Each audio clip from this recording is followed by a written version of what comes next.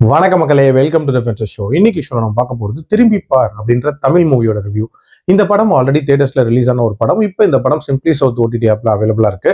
இந்த படம் ஒரு கிரைம் மிஸ்ட்ரி த்ரில்லர் அப்படின்ற மாதிரி எடுத்திருப்பாங்க. அதுவும் ஷேடோ வாக்கிங் அப்படின்ற ஒரு ஆயக்கலையை மையமா வச்சு அமைக்கப்பட்ட கதை. ஆக்சுவலா அந்த கலையை பத்திய ஒரு சின்ன இன்ட்ரோ அப்படின்றது படத்தோட ஸ்டார்டிங்லேயே கொடுத்துருப்பாங்க. அதுக்கப்புறம் பிரசன்ட்ல நிறைய டிஃப்ரெண்ட் கேரக்டர்ஸ் இந்த படத்துல காட்டியிருப்பாங்க. அதுல ஒரு கேரக்டர் பாத்தீங்க அப்படின்னா நம்ம ஹீரோன்னு சொல்லலாம்.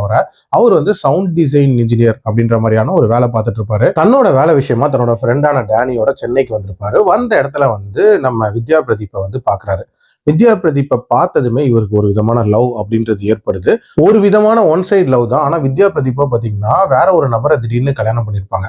அந்த நபர் யாரு அப்படின்னு பாத்தீங்கன்னா இதுக்கு முன்னாடி ஆல்ரெடி கல்யாணமானவர். தன்னோட மனைவி இறந்ததுக்கும் அவர் தான் காரணம்ன்ற மாதிரியான சந்தேகம் இருக்கும். அது மட்டும் இல்லாம அந்த மனைவியோட பாய் ஃப்ரெண்ட் இருக்காங்க, அவன் வந்து ரொம்ப நாளா காணாம போயிருப்பான் அப்படின்ற மாதிரியான ஒரு கேஸும் இருக்கும். ஸோ இப்படிப்பட்ட நபரை எதுக்கு வித்யா பிரதீப் கல்யாணம் பண்ணிக்கிட்டாங்க, அவங்களுக்கு என்ன ஆகுது, அண்ட் டுவர்ட்ஸ் எண்ட் இதுக்கு பின்னாடி இருக்கக்கூடிய மர்மங்கள் என்ன அப்படின்ற மாதிரி நிறைய விஷயங்களை சொல்லக்கூடிய ஒரு படம் தான் இந்த படம். எனக்கு இந்த படத்துல பிடிச்ச விஷயம் அப்படின்றது அந்த ஷேடோ வாக்கிங் அப்படின்ற அந்த ஆயக்கலை இருக்குல்ல, அதை பத்தி எக்ஸ்பிளைன் பண்ண விதம் அண்ட் அதை இந்த கதைக்குள்ள இன்சர்ட் பண்ண விதம் அப்படின்னே சொல்லலாம். ஓரளவுக்கு நீட்டாவே இன்சர்ட் பண்ணியிருப்பாங்க.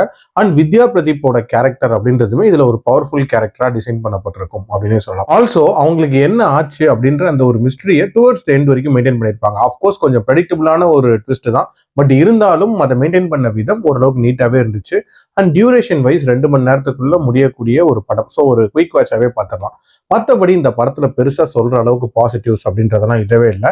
இன்ஃபேக்ட் இந்த படத்தோட கேரக்டர்ஸ் டிசைன் பண்ண விதம் அப்படின்றதே அந்த அளவுக்கு ப்ராப்பரா இல்லை அப்படின்னே சொல்லலாம்.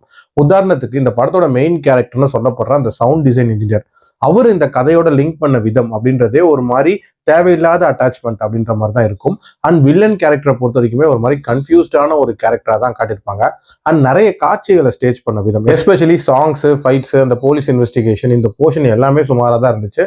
அண்ட் அந்த ட்விஸ்ட் அப்படின்றது ஓரளவுக்கு இன்ட்ரெஸ்டிங்கான ட்விஸ்டா இருந்தாலும் ஒரு சில காட்சிகள் முன்னாடியே காட்டினால அதுவுமே கொஞ்சம் ப்ரெடிக்டபிளா மாறிடுச்சு. ஓவரால் என்ன பொறுத்த வரைக்கும் ஐடியாவா ஒரு நீட்டான ஐடியா தான், பட் இம்ப்ளிமெண்ட் பண்ண விதம் அப்படின்றது ரொம்ப ரொம்ப சுமாரா இருந்துச்சு. என்ன பொறுத்த வரைக்கும் ஒரு பிலோ ஆவரேஜ் மூவி தான். என்னோட ரேட்டிங் இந்த படத்துக்கு 2.3 out of 5. அடல் கண்டென்ட்டை பொறுத்த வரைக்கும் ஆங்காங்கே ஒரு சில காட்சிகள் வருமே தவிர மற்றபடி பார்க்கலாம். மீண்டும் அடுத்த விமர்சனத்தில் சந்திக்கிறேன். நன்றி, வணக்கம்.